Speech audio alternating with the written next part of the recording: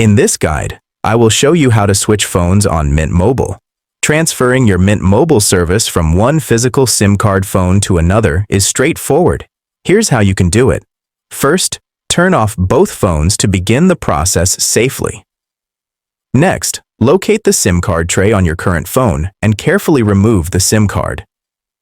Then, find the SIM card tray on your new phone and insert the SIM card into it.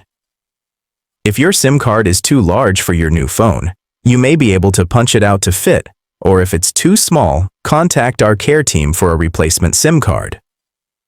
Turn on your new phone and ensure it recognizes the SIM card. Finally, download and install the Mint Mobile app on your new phone, log into your account, and you're all set to use your Mint Mobile service on your new device. And that's it, guys. Thank you for watching, and please don't forget to like and subscribe.